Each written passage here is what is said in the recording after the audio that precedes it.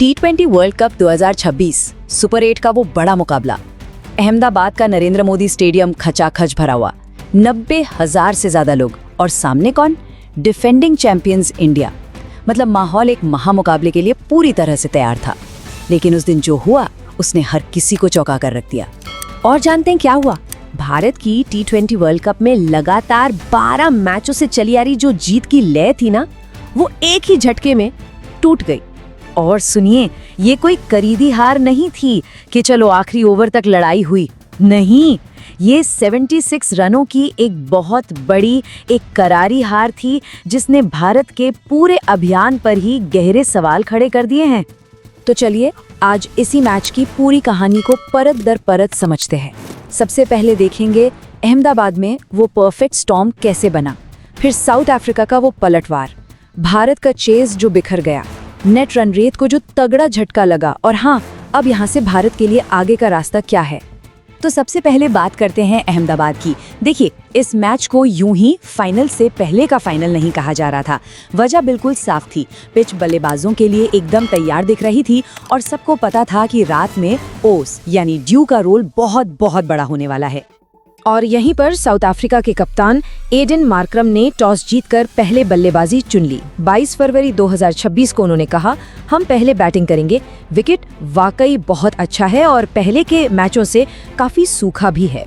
अब देखिए, काली मिट्टी की पिच पर जहां बाद में ड्यू आने की पूरी उम्मीद हो, वहां पहले बैटिंग करने का फैसला ये एक बहुत बड़ा और हिम्मत वाला फैसला था। अब आते हैं साउथ अफ्रीका की पारी पर, जिसकी कहानी ना बिल्कुल दो हिस्सों में बटी हुई है। एक तरफ थी एक भयानक शुरुआत और दूसरी तरफ एक ऐसी वापसी जिसकी किसी ने कल्पना भी नहीं की थी। देखते हैं कैसे। पावर प्ले में तो ऐसा लगा कि बस मैच एक तरफा है। जसप्रीत बुमराह मानो आग उगल रहे थे। उन्होंने अपनी घातक गेंदों से साउथ अफ्रीका के टॉप ऑर्डर की कमर ही तोड़ दी। एक वक्त पर स्कोर था सिर्फ 20 रन पर 3 विकेट। सबको लगा कि भारत ये मैच बहुत जल्दी खत्म कर देगा। लेकिन फिर क्रीज पर जोड़ी जमती है डेविड मिलर और डेवॉल्ट ब्रेविस की, और इन दोनों ने मिलकर तो मैच का पूरा नक्शा ही बदल दिया। क्या जबरदस्त काउंटर अटैक था। दोनों ने सिर्फ 50 गेंदों में 97 रनों की तूफानी पार्टनरशिप कर डाली। मिलर के 35 गेंदों पर 63 और ब्रेविस के 29 गेंदों पर 45 रनों ने साउथ अफ्रीका को मैच में धमाकेदार वापसी करा दी। हाँ, इस जबरदस्त एक्शन के बीच एक शानदार रिकॉर्ड भी बना।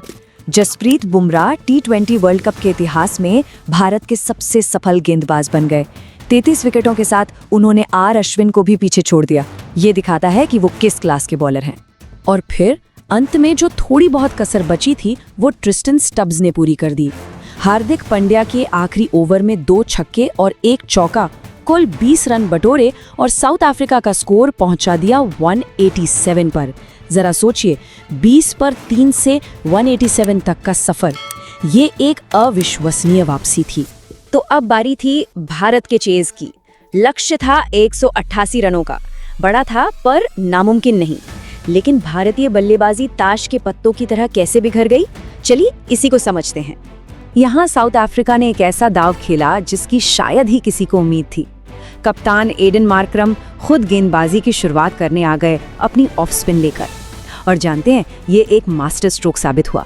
ईशान किशन का रिकॉर्ड ऑफ स्पिन के खिलाफ हमेशा से थोड़ा कमजोर रहा है। मार्करम ने ठीक उसी कमजोरी पर वार किया और पहले ही ओवर में उन्हें बिना खाता खोले पवेलियन भेज दिया। और बस यहाँ से तो मानो विकेटों की लाइन लग गई। ईशान किशन 4 गेंदें 0 पर आउट। तिलक वर्मा 2 गेंदें खेलकर सिर्फ 1 रन पर आउट।